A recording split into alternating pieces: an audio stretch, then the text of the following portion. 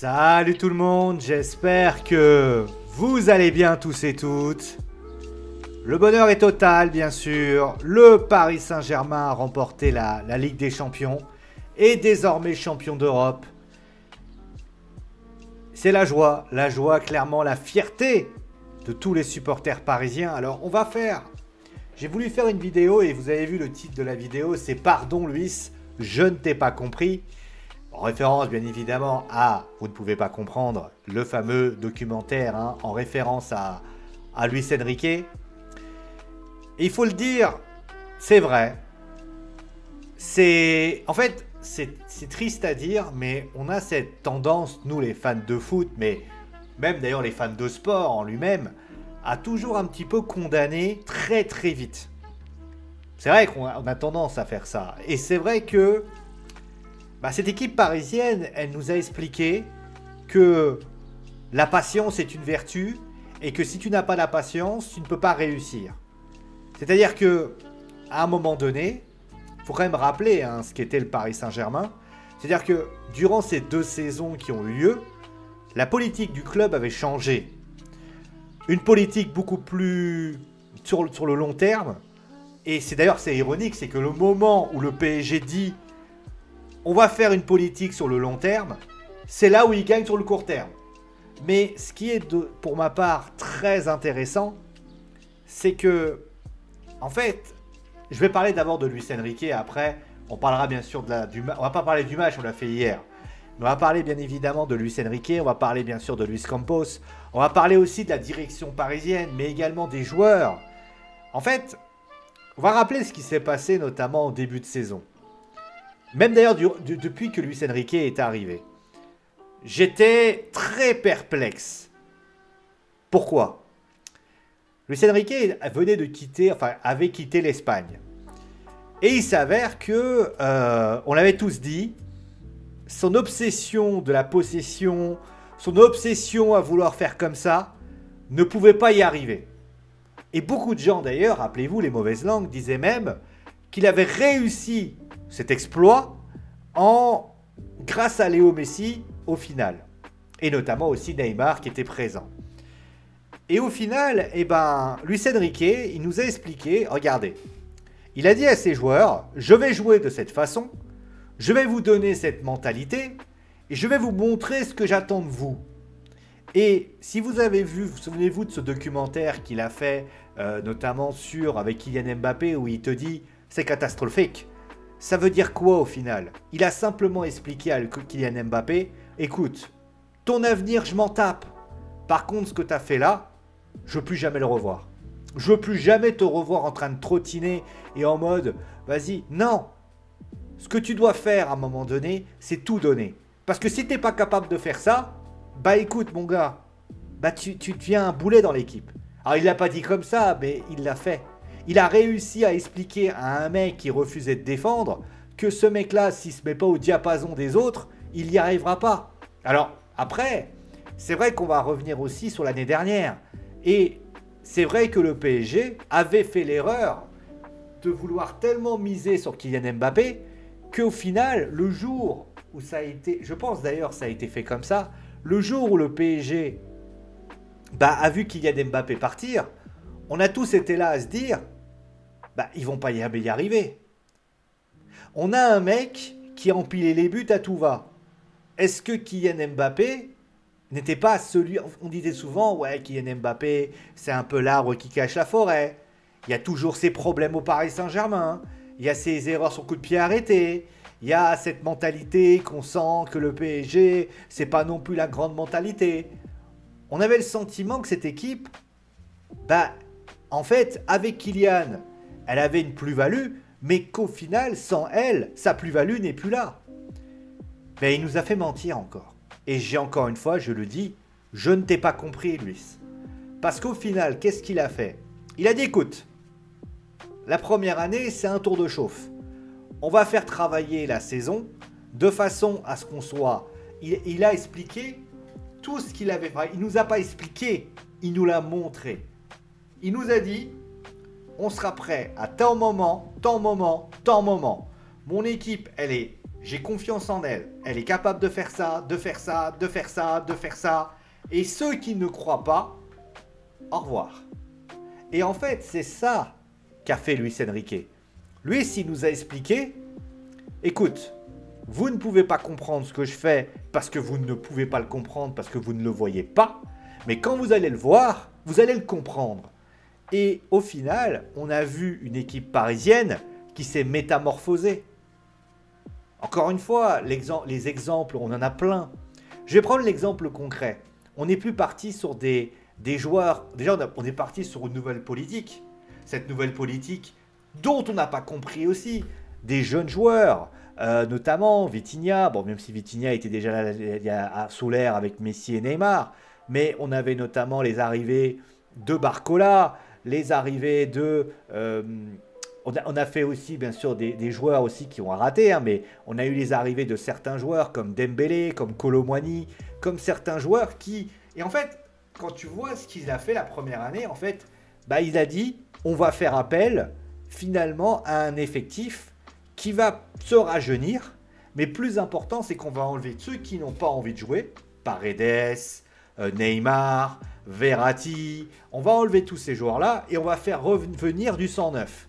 Et il a fait venir notamment Ugarte. Bon, Ugarte, malheureusement, ça ne s'est pas passé comme prévu.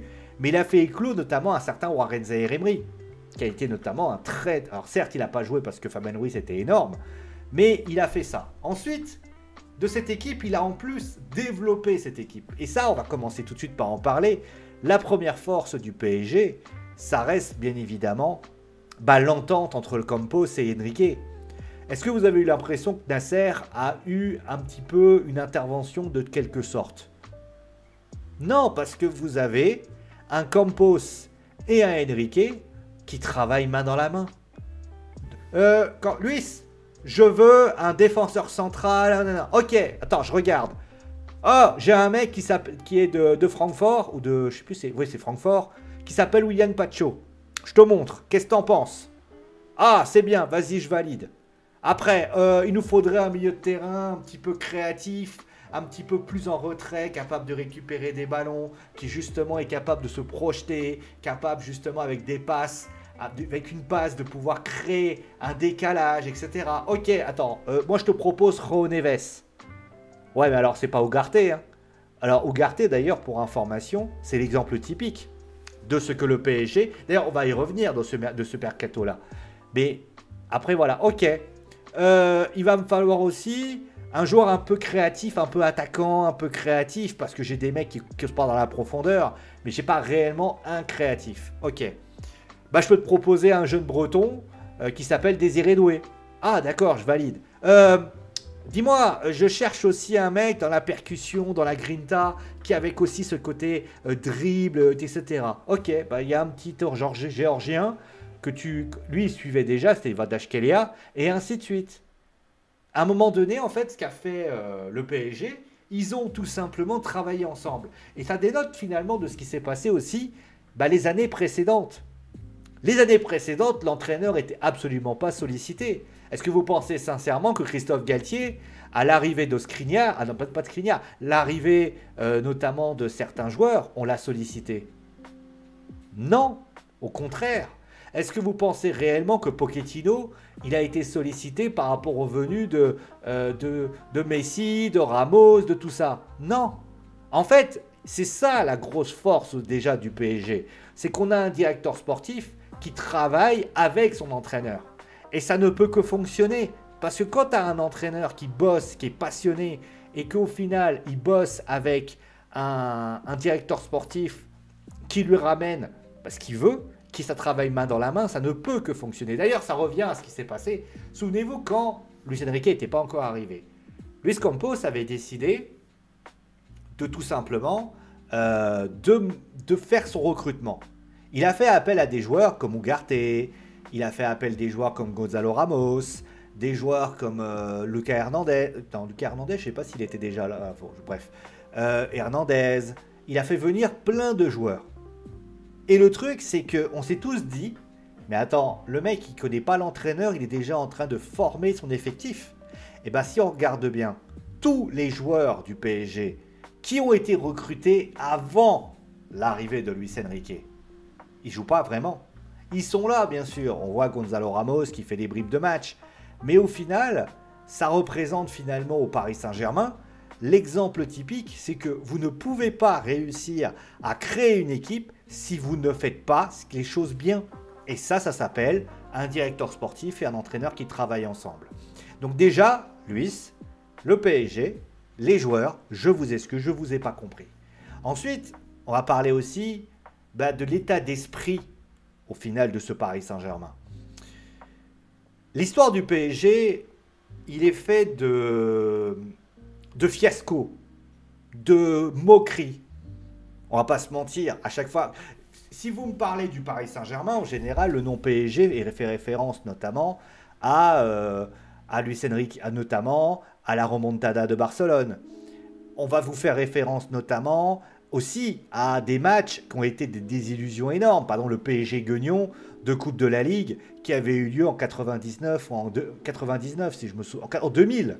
À chaque fois, les gens disputaient, ils ont perdu contre un club de Ligue 2. Rappelez-vous, c'était à l'époque.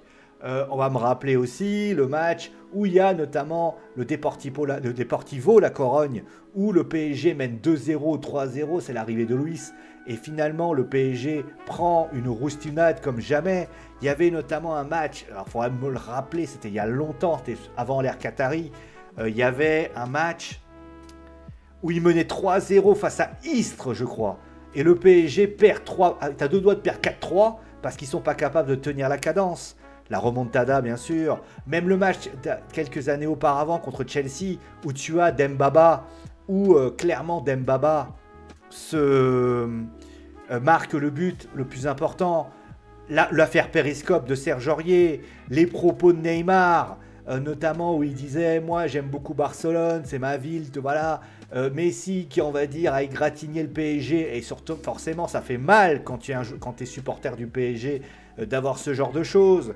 Même si c'est vrai que ça s'est mal fini, mais la guéguerre entre Mbappé et les dirigeants parisiens, on a eu notamment plein de petites choses comme ça. Les erreurs, bien sûr, de Donnarumma, l'erreur aussi, les moments où on se demandait mais qu'est-ce qu'il fait là, ce joueur, etc. Eh ben, on a eu cette année la preuve que ce PSG-là, si tu leur expliques ce qu'il faut faire, ce PSG-là peut gagner tout ce qui se passe. On a un exemple concret. Prenons Marquinhos. Marquinhos, c'était littéralement le leader loose de l'équipe. Pourquoi? Parce qu'il représente toutes les défaites du PSG. S'il y a un joueur qui représente ça, c'est lui. Alors vous allez me dire Presnel Kimpembe, mais Presnel Kimpembe, la différence c'est qu'il est blessé aujourd'hui. Mais qu'est-ce qu'a fait le PSG? Qu'est-ce qu'a fait le PSG? Luis Enrique lui a dit quoi à Marquinhos? Tu es mon capitaine. J'ai confiance en toi.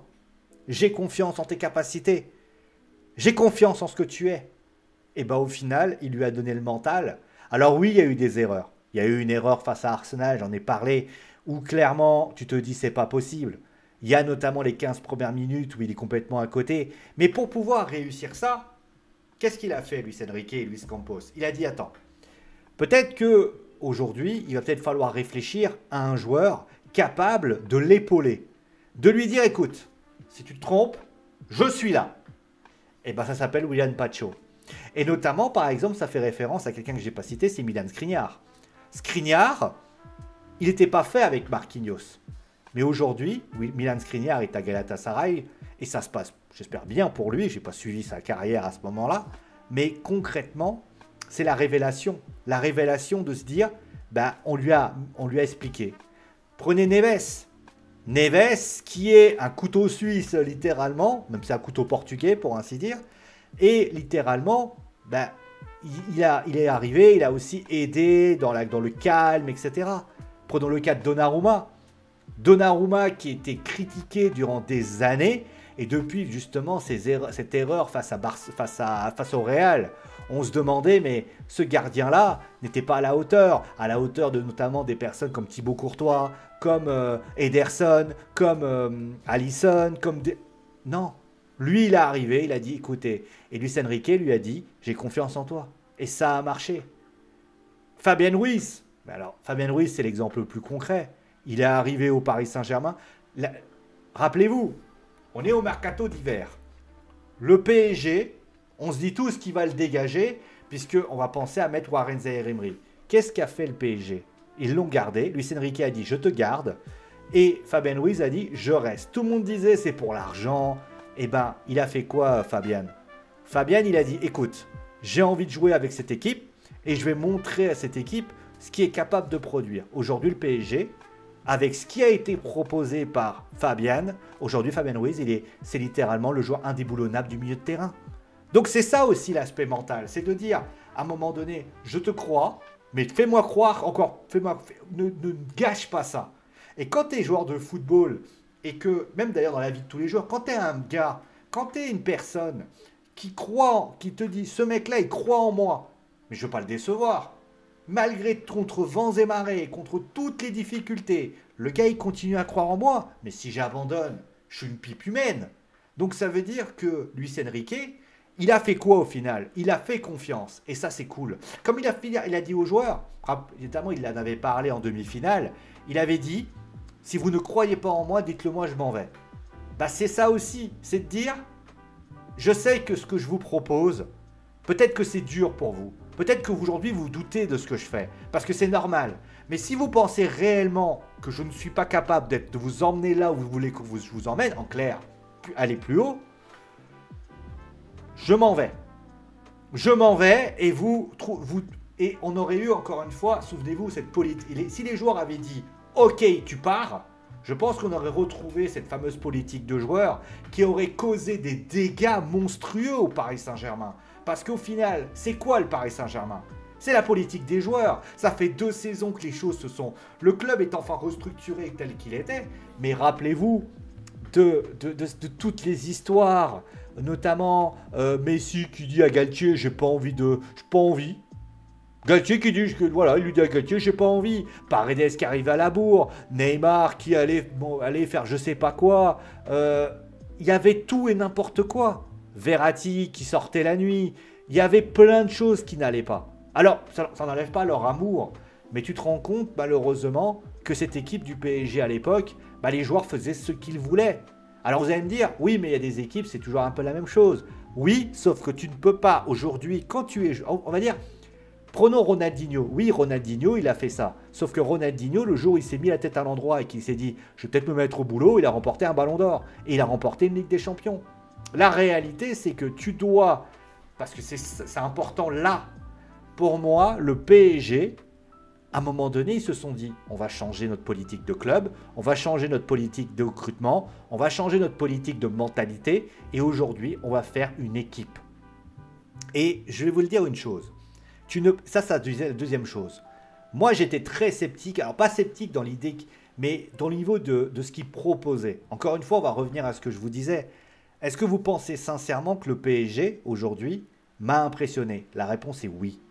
Pourquoi? Parce que ce Paris Saint-Germain-là me donne envie de rêver. Ce Paris Saint-Germain me donne envie de croire en un monde meilleur. Dans le sens de croire dans le monde du football, dans le sens où on a toujours dit... Il faut toujours des stars pour y arriver. Au final, ils ont démontré qu'aujourd'hui, ce Paris Saint-Germain-là n'a pas une star, mais des stars. 11 stars. 11 stars, même plus loin, 23, 24 stars. Qui sont là pour quoi? Pour développer l'équipe. Beraldo, qu'est-ce qu'il a été utile, notamment où quand il était rentré lors du match aller face à Aston Villa et le moment où il est rentré. Hakimi qui a été excellent toute la fin de la compétition. Mais on peut parler aussi des attaquants. Au début, avait Hakimi qui dépendait un peu de tout ça. Puis après, c'était au tour de Dembélé qui marquait beaucoup de buts. Après, il y a eu l'arrivée de Bradley Barcola qui a été à un moment donné aussi un déterminant. Puis après, il y a eu telle personne. Après, il y a eu telle personne. Après, il y a eu Donnarumma. Après, il y a eu un tel. Il y a eu toujours un sentiment de se dire écoutez les gars, si je flanche, il y en a un autre qui va me donner un coup de main. Et au final, cette équipe, au final, c'est devenu une union. Et je vous le dis, je l'ai dit lors du match retour face à Arsenal, tu ne peux pas gagner une compétition ou autre chose si tu penses individuel. Le football est un sport collectif, qu'on le veuille ou non. Je ne connais pas d'équipe qui gagne avec de l'individualité. Et souvenez-vous, encore une fois, on va revenir bien avant. Quand Messi, Neymar et Mbappé sont venus, moi j'avais dit cette équipe ne gagnera jamais la Ligue des Champions. Parce que tu ne peux pas gagner avec 3 individualités. C'est pas possible. Bah, au final, ça s'est avéré. Messi, Neymar et Mbappé ont complètement perdu pied. Et aujourd'hui, le PSG n'a pas réussi. Donc, il aurait fallu peut-être... Ils ont décidé voilà, d'écarter tout ça, de mettre en valeur le Paris Saint-Germain, l'équipe du Paris Saint-Germain, et ça, c'est une réalité. Après, on peut parler aussi du jeu. C'est voilà, je vous le dis, le jeu, c'est-à-dire nous expliquer voilà, qu'on va jouer comme ça, c'est une chose. Et puis, physiquement, ils étaient prêts. Donc, voilà la réalité.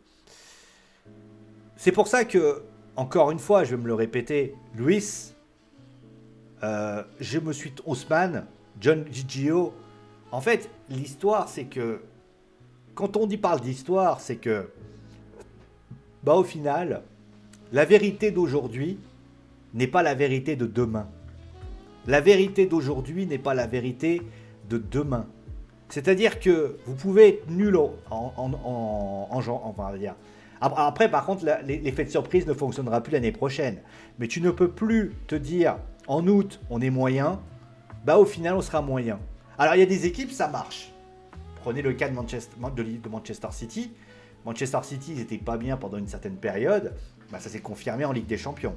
Le Real n'était pas bien en Ligue des en championnat, avec notamment des difficultés. Mais en fait, si vous regardez bien, c'est en fait les difficultés, c'est pas lié à c'est en fait te dire que quand tu n'as pas d'idée préconçue, tu n'y arrives pas. Et en fait, le PSG, qu'est-ce qu'a fait Luis Enrique? Encore une fois, prenez le cas de Carlo Ancelotti, il a voulu faire, entre guillemets, faire en sorte que tout le monde puisse être content. Vinicius, machin, etc. Ce qu'a fait Luis Enrique, c'est de dire, on pond une composition d'équipe, et après, il y aura mon numéro 1, mon numéro 2, mon numéro 3, mon numéro 4. Et en fonction de ce qui va se passer, je vais mettre peut-être le numéro 4 à la place du numéro 3, et ainsi de suite, et ainsi de suite. Donc tout ça pour dire que ça a été très grand. Et ils ont rêvé plus grand. Et c'est pour ça aussi. Après, bien évidemment, c'est pour ça que ça nous a donné. Et donc pour ça aussi, je le redis, je me suis trompé. Maintenant, la question qu'il va falloir se poser, et malheureusement, ça, on n'est pas Madame Irma, on n'est pas une boule de cristal, ou Madame Soleil. Est-ce que cette équipe peut devenir une énorme équipe? Est-ce que cette équipe, par exemple, elle peut gagner la Ligue des Champions 1, 2, 3, 4 fois? Parce que c'est vrai que cette équipe, elle est jeune, 25 ans de moyenne d'âge. Mais la question, c'est est-ce qu'ils le peuvent? J'ai envie de dire que, déjà la première chose à dire, c'est que, bien évidemment, il va falloir que le PSG soit toujours structuré de cette façon. Il ne faut pas que le PSG se lève le matin et dise « Bah écoutez, on change tout » et on met une nouvelle politique de club qui ne fonctionnera pas. Revenir il y a 5 ans fera la chute du club à l'instant. Là, si tu es supporter du PSG, mais plus important, si tu es dirigeant du PSG, tu sais que la politique que tu mènes actuellement est la bonne. Donc tu as juste, au final, à la faire. Ça, c'est la chose la plus importante. Si jamais le PSG se dit, bah, on va revenir à nos moutons, ça ne fonctionnera pas. Ensuite, la deuxième chose, c'est, alors je vais vous parler des doutes pour l'instant, c'est est-ce que cette équipe peut, parce que là, on était dans une situation où tout se passait bien. Est-ce qu'on peut, souvenez-vous de Barcelone, Luis Enrique fait une saison exceptionnelle et il gagne la Ligue des Champions. L'année après, Luis Enrique est un peu moins bien, c'est plus compliqué. Alors, on avait aussi des joueurs qui étaient dans une fin de cycle, hein, ce n'est pas la même chose.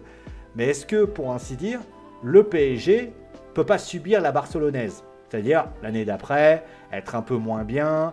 On avait vu notamment. On peut avoir aussi l'avènement d'une nouvelle équipe. On sait que notamment, il y a une autre équipe qui a notamment fait beaucoup de bonnes choses, c'est Barcelone. Est-ce que le PSG peut, dans cette histoire-là, se rencontrer un jour Barcelone et on aurait les deux meilleures équipes qui pourraient s'affronter? On aurait aussi, par exemple, Liverpool. Liverpool qui a perdu face au Paris Saint-Germain. Ça a été quand même l'équipe qui a perdu, on va dire, vraiment au Money Time. Est-ce que Liverpool ne peut pas aussi se renforcer? On sait qu'ils ont pris Florian Wirtz, pour ainsi dire. Le Real va avoir un an. On sait qu'ils ont récupéré Trent Alexander-Arnold. Il y aura sans doute moins de blessés. Donc forcément, ça sera quand même une réalité. Quelles sont les autres choses que je peux vous dire? Donc ça, il y a ça. Maintenant, il y a aussi des effets positifs. Cette équipe est jeune, je le dis. C'est une équipe qui notamment, je pense, va avoir, c'est maintenant qu'ils sont capables de tout. C'est une équipe qui est capable de renverser des situations. C'est une équipe qui est capable justement de faire ce qu'il y a à faire. Et le plus important, c'est que cette équipe du Paris Saint-Germain aujourd'hui, si demain, je ne le souhaite pas, mais si demain, admettons, ils perdent en quart de finale l'année prochaine, on leur en voudra pas. Parce qu'on dira, bah, au final, c'était juste pas une fin de cycle. Vous avez le droit de perdre. En fait, cette Ligue des Champions, ça leur assure finalement une sérénité sans faille pendant au moins une, voire 2 saisons. Alors bien évidemment, il ne faut pas faire n'importe quoi. Si le PSG perd 4-0, même d'ailleurs si, admettons l'année prochaine, ils sont en difficulté. Et je vais y revenir par rapport à ça. Et que c'est plus compliqué.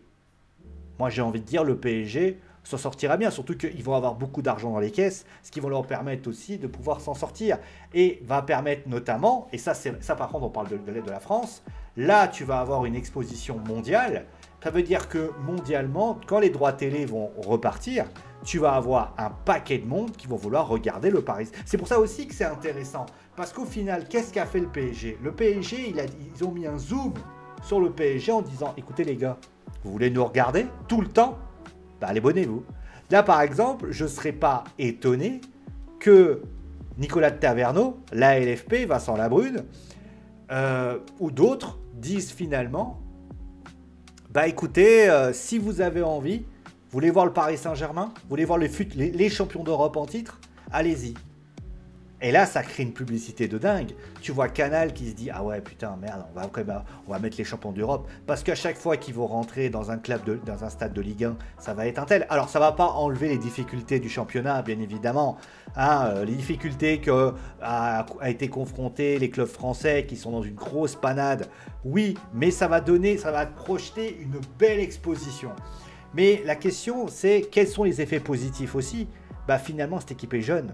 Et elle pourra le faire. Par contre, ça c'est quelque chose qui risque d'être réel. Il faut que le PSG, ça c'est clair, il faut que le PSG puisse, au fond du fond, puisse à tout prix, renouveler des joueurs. L'erreur de Manchester City, c'est ça. C'est-à-dire que si tu prends un effectif, que tu gardes les mêmes, admettons, Luis Enrique, il dit vas-y, change personne. Et je mets à la limite quelques joueurs du centre de formation. Il y a 1 ou 2 joueurs qui s'en va. Style, par exemple, Gonzalo Ramos, parce qu'il ne joue pas. Ou, admettons, à la limite, Arnaud Tenas, par exemple. Bah, le truc, c'est que tu risques d'avoir une équipe qui a déjà connu la victoire. Donc, il va falloir aussi, je pense, 1 ou 2 joueurs ou 3 joueurs. Pas forcément des joueurs de star, attention. Hein, mais par exemple, ils sont sur un jeune joueur de River Plate. Et ben, vous savez quoi, vous le faites venir. Parce que quand il va venir, il va pouvoir justement développer. Prends un mec comme Moscardo. Moscardo, quand il va arriver au Paris Saint-Germain, il va arriver dans une concurrence énorme parce qu'il va se dire, attends, je viens là, je viens pour jouer avec les champions d'Europe. Bah, j'ai intérêt à être au diapason parce que sinon, donc il va y avoir impossibilité. Vous allez avoir aussi peut-être des joueurs qui vont peut-être vouloir s'en aller. Je parlais notamment de Gonzalo Ramos ou Arnaud Tenas, mais qu'est-ce que fera Marquinhos ? Marquinhos qui, ça y est, a sa Ligue des Champions, est-ce qu'il ne voudra pas quitter le club par la grande porte et finalement emmener sa Ligue des Champions parce qu'on a vu les émotions et au final peut-être récupérer un nouveau défenseur qui notamment va pouvoir évoluer. Beraldo, peut-être une idée, peut-être pour... Encore une fois, on peut imaginer peut-être une évolution dans ce délire-là. Pareil, qu'est-ce qu'on fait par exemple de Bradley Barcola? Bradley Barcola dont on sait qu'il n'a pas... C'est compliqué parce que forcément, il joue beaucoup moins. Est-ce que Bradley Barcola va accepter de jouer, on va dire, être dans cette rotation? Si il n'est pas le cas, est-ce qu'on ne recrute pas un attaquant? Est-ce qu'on ne recrute pas un milieu de terrain? Je sais qu'ils sont d'ailleurs sur le joueur de Porto. Voilà, ça aussi, ça ramène de l'argent. Ça va permettre notamment tout ça.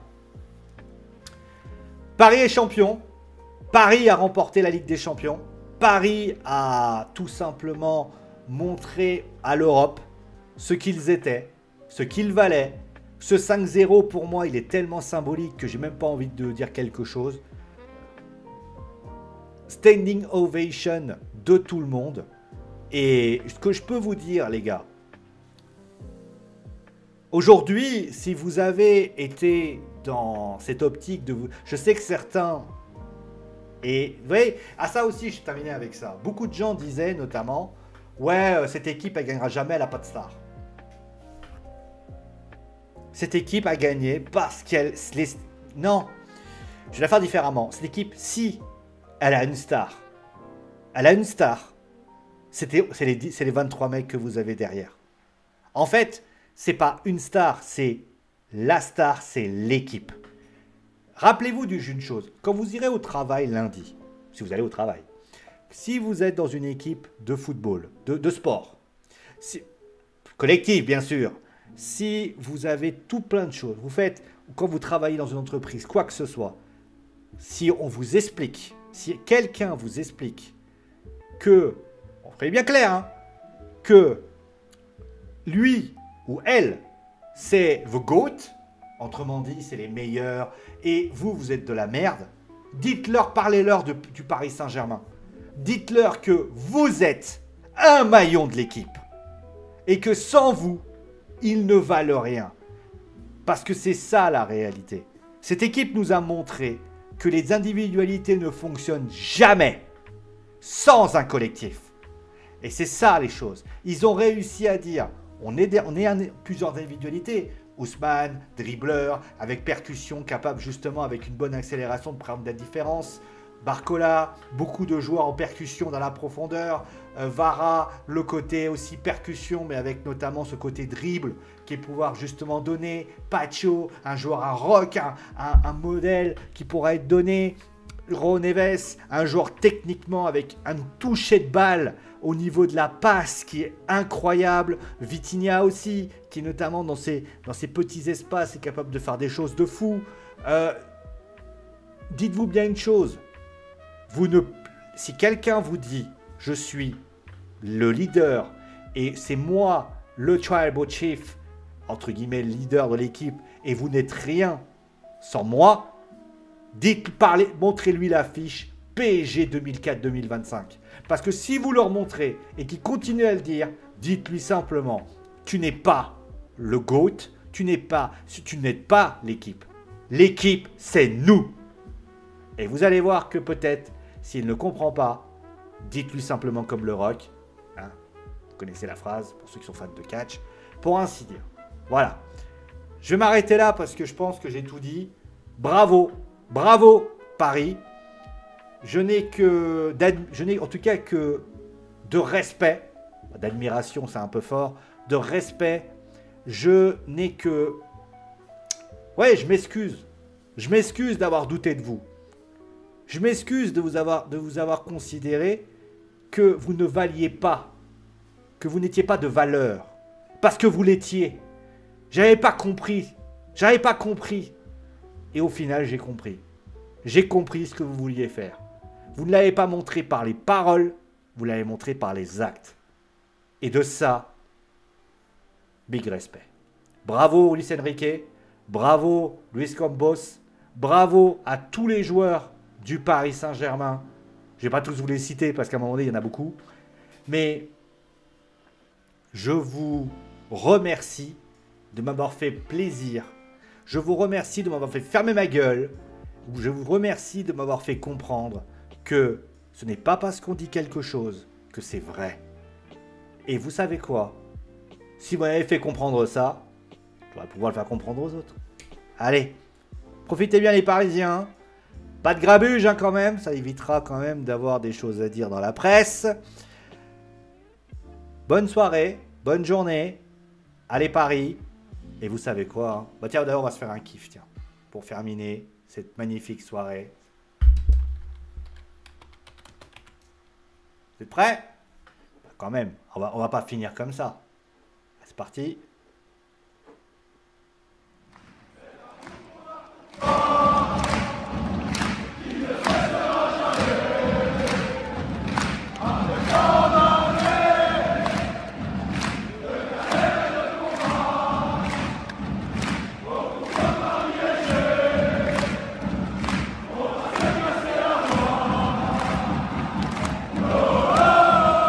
Allez, bonne journée tout le monde.